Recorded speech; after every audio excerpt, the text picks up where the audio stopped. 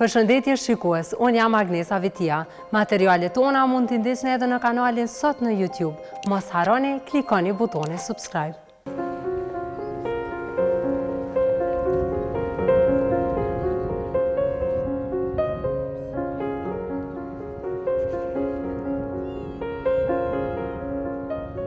Pasioni për poezin I ka hapur shumë rrugë drejt së ardhmes, Mihane Beqirit që me punën e saj po merr lëvdata e njohje prej shumë vendeve të botës. Ajo është vetëm 21 vjeç dhe është ambasadorja më e re për paqe e Kosovës.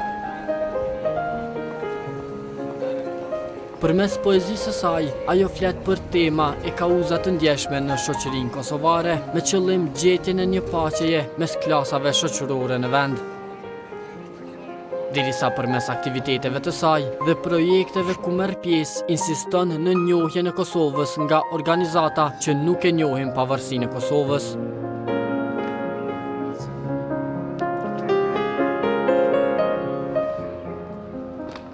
Rastisht në një ditë në Facebook e kam pa një konkurs për shkrimin e një tekstit të një këngë.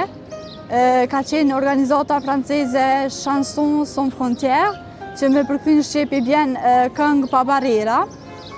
Kam shkruar tekstin e një këngë, ka qenë tema e këtij konkursi ka qenë të shkruhet një tekst një këngë me diçka që ti ke nevojë për diçka, ose si e shet ti dikë tjetër që ka nevojë për diçka.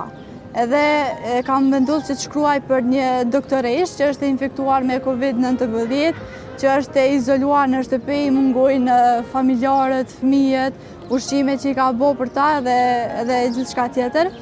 Mirë po, kur kam dorë që ta dërgoj këngën në formularin e kësaj organizatës, e kam po që Kosova nuk ishte në listën e shteteve, fatkeqësisht, edhe pastaj kam bisedu me drejtorin, me menaxherët e faqes në Facebook dhe u kam treguar se pse Kosova nuk është në listën e shteteve, pse Kosovës duhet ju mohohet kjo e drejtë, sidomos së rinisë, dhe nuk kemi fajt domethënë që keq menaxhimi I shtetit është bë arsye që Kosova të mos integrohet në arenën ndërkombëtare.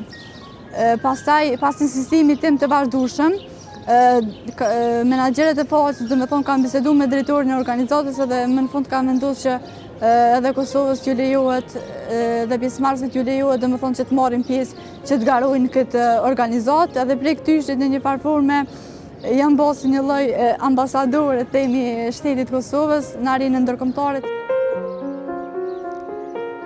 Lufta e saj përmes poezisë u shpërblye nga Federata Universale e Paqes, prej së cilës edhe mori çmimin ambasadore për paqe si kosovarja e parë me këtë çmim.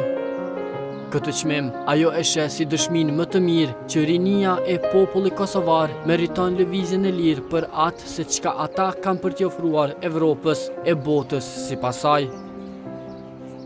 Jashtëzakonisht I rëndësishëm ka qenë roli im, domethënë edhe ajo dëshira ime e madhe që Kosova të integrohet më tej, sidomos të rinjt, që të mos ju bëhen asnjë lloj barriere në rrugtimin e tyre, pa marrë parasysh që domethënë Kosova e ka popullsinë me moshën më të re në rajon dhe më gjerë, edhe ka një potencial të jashtëzakonshëm të rinjve. Edhe kjo normalisht nuk duhet që të bëhen barriera, nuk duhet që të bëhen pengesa të rinjve që të marrin pjesë aty ku dëshirojnë, që të shprehin talentet edhe ato dëshirat e tyre që të marrin pjesë në çfarëdo lloj fushë veprimtarie, në çfarëdo lloj organizate apo diçka tjetër. Edhe në një farë forme iniciativa ime ka qenë si një lloj ndërmese them, për me hap rrugë të tjerëve dhe për me inkuraju të tjerë të rinj, domethënë shqiptarët të Kosovës, që pavarësisht pengesave të mos ndalen në realizimin e ëndrave dhe dëshirave tyre.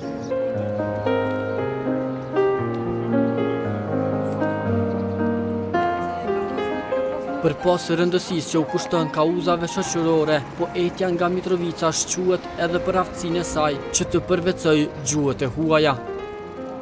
Nga frëngjishtja në kinezisht, Beqiri flet rrjedhshëm 7 gjuhë të huaja që I ka mësuar në mënyrë autodidakte.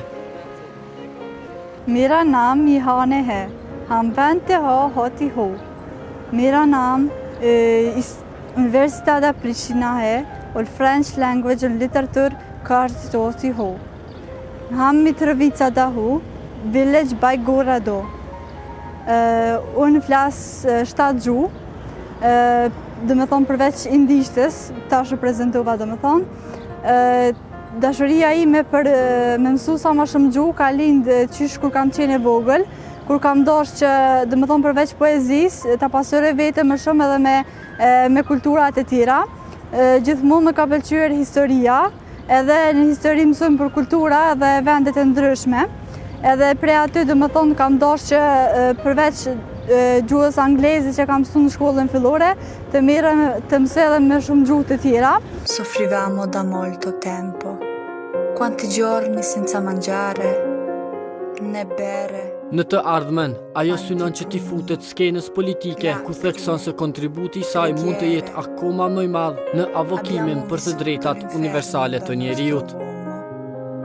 Da quello che ci doveva proteggere, amare. Ma un giorno la giustizia si è fatta vedere. Proprio quando non l'aspettavamo. Shikues të dashur, për më shumë video si kjo, regjistrohuni në kanalin sot në YouTube.